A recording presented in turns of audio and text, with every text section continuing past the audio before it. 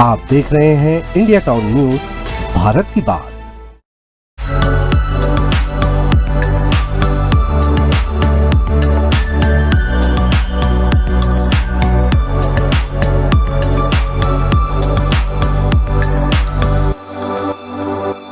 Digital युग में बढ़ रहा साइबर अपराध लोगों के लिए मुसीबत का सबब बनता जा रहा है। 2 वक्त की रोटी और अपने परिवार को एक अच्छी जिंदगी देने के लिए एक आम इंसान कभी मेहनत से पीछे नहीं हटता, फिर चाहे चिलचिलाती धूप में घूमना हो या फिर 10 की जगह 12 घंटे काम करना हो।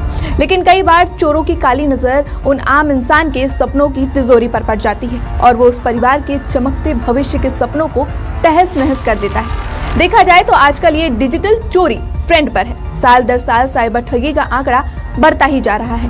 हर साल न जाने कितने लोग साइबर ठगी का शिकार होते हैं और उसके पीछे सबसे बड़ा कारण होता है उनकी लापरवाही। लेकिन आजकल देखा जाए तो साइबर ठगी का तरीका मॉडर्न हो गया है। पहले अगर आप किसी लिंक पर क्लिक कर दें, OTP शेयर कर दें या फिर दिए नंबर पर कॉल कर दें तो आपका बैंक अकाउंट खाली हो जाता था। लेकिन अब तो बिना किसी OTP, लिंक और कॉल के आपका अकाउंट कब खाली हो जाएगा आपको पता भी नहीं चलेगा।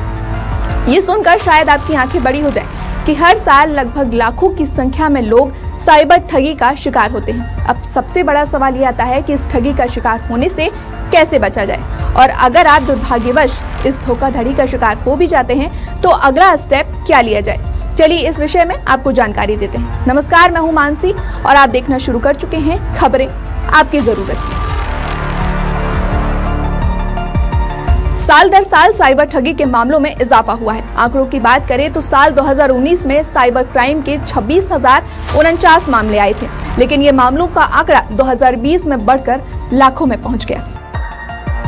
साल 2020 में ये मामले बढ़कर 2,57,000 के पार पहुंच गए।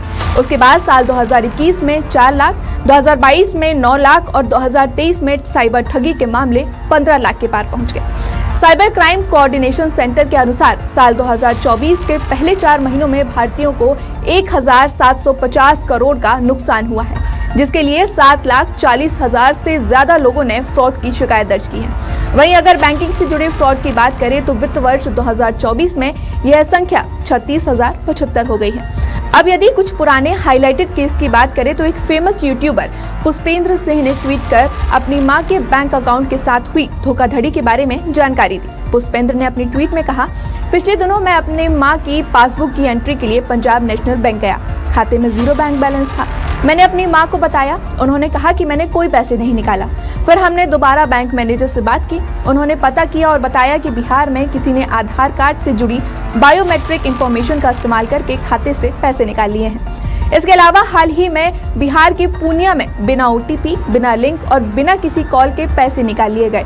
इस स्कैम को अंजाम देने के लिए जमीन की रजिस्ट्री की मदद ली गई। पुलिस ने बताया कि जिसके अकाउंट से पैसे निकाले गए हैं उसकी जानकारी आंध्र प्रदेश के लैंड पोर्टल से ली गई है। ऐसे 1-2 मामले नहीं बल्कि इनकी संख्या हजारों और लाखों में है और दिन पर दिन इनकी संख्या लगातार बढ़ती ही जा रही है। कुछ मामले ऐसे हैं जिसमें फिंगरप्रिंट और आधार कार्ड के जरिए लोगों के बैंक अकाउंट खाली कर दिए जा रहे हैं। इसी साल जनवरी में हरियाणा के गुरुग्राम में एक ऐसा ही मामला दर्ज हुआ जिसमें एक व्यक्ति के फिंगरप्रिंट का इस्तेमाल करके उसके बैंक खाते से पैसे निकाल लिए गए। हालांकि जब उन्हें ट्रांजैक्शन का पता चला तो उन्होंने आधार ऐप का इस्तेमाल करके बायोमेट्रिक को लॉक कर दिया ताकि और पैसे ना निकाले जा सके। एक रिपोर्ट के आधार पर यह देखा गया है कि सबसे ज्यादा फ्रॉड केस ऑनलाइन ट्रांजैक्शन से होते हैं। अब चलिए आपको बता देते हैं कि डेटा लीक कैसे होता है। आधार का डेटा सुरक्षित करने का एक तरीका है अपना आधार लॉक कर देना। हालांकि UIDAI ने हमेशा यही कहा है कि कभी किसी के आधार से कोई डेटा लीक नहीं हुआ है। उनका कहना है कि बायोमेट्रिक इंफॉर्मेशन के अलावा भी आधार में दर्ज सारा डेटा पूरी तरह सुरक्षित रहता है। यूजर UIDAI की वेबसाइट या आधार ऐप के जरिए आधार लॉक कर सकता है। अब आधार लॉक करने के तमाम वीडियो आपको सोशल मीडिया के जरिए उपलब्ध हो जाएंगे। एक और बात, अगर आप आधार के बायोमेट्रिक डिटेल्स का ज्यादा इस्तेमाल नहीं करते तो बेहतर है कि आधार लॉक करने के अलावा बायोमेट्रिक को भी लॉक करा दीजिए। इसका ऑप्शन भी UIDAI की वेबसाइट या आधार ऐप पर आपको मिल जाएगा। अब सवाल आता है कि तमाम तरीके की सिक्योरिटी अपनाने के बाद भी यदि आपके साथ फ्रॉड हो जाता है तो आप क्या करें। RBI यानी रिजर्व बैंक ऑफ इंडिया के निर्देशानुसार आधार यूजर को सलाह दी जाती है कि कोई धोखाधड़ी होने की स्थिति में जल्द से जल्द अपने बैंक को इसकी इंफॉर्मेशन दे। इसके साथ ही बैंकों को भी निर्देश दिया गया है कि ग्राहकों को उनके बैंक अकाउंट से रिलेटेड हर लेन देन की जानकारी SMS या फिर ईमेल के जरिए दी जाए। लेकिन कई बार बैंक से रिलेटेड मैसेज आपको नहीं आते हैं। ऐसी स्थिति में आपको जरूर चेक करना चाहिए कि आधार पर आपका फोन नंबर अपडेट है या नहीं, कोई छेड़छाड़ तो नहीं की गई। अगर नंबर अपडेट नहीं है तो उसे करवा लीजिए। अपडेट करवाने के बाद आप उसे UIDAI की वेबसाइट पर वेरीफाई भी करवा सकते हैं। इसके अलावा अगर आप कभी साइबर अपराध की घटना का शिकार हो जाएं, तो तुरंत 1930 या फिर 155260 नंबर डायल करें। इस नंबर पर उसी नंबर से कॉल करें जिससे आपका UPI ID या बैंक अकाउंट लिंक हो। ये बताया गया number citizen financial cyber fraud reporting and management system से जुड़ा है। इस नंबर पर कॉल करने से आपको फ्रॉड से जुड़ी सारी जानकारियां मांगी जाएंगी। ऐसी नौबत ही ना आए, उसके लिए किसी भी अनजान मैसेज या कॉल का जवाब ना दें और किसी भी अनजान लिंक पर क्लिक ना करें। ऑनलाइन फ्रॉड का दायरा बेहद बड़ा है। आप इस दायरे से बाहर नहीं हैं, ये समझकर चलिए कि यह एक चक्रव्यूह जैसा है।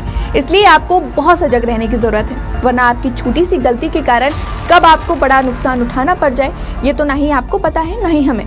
इसलिए इस डिजिटल युग में डिजिटली फ्रॉड के ट्रेंड में आप शामिल ना हो, इसके लिए आपको फूंक कर कदम रखना होगा।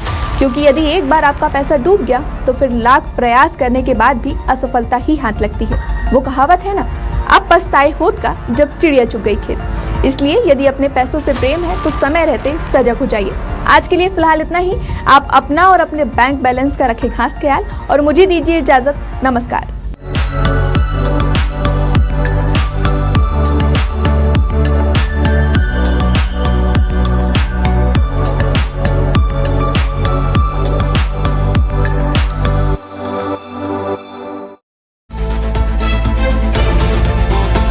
आप देख रहे हैं इंडिया टाउन न्यूज, भारत की बात।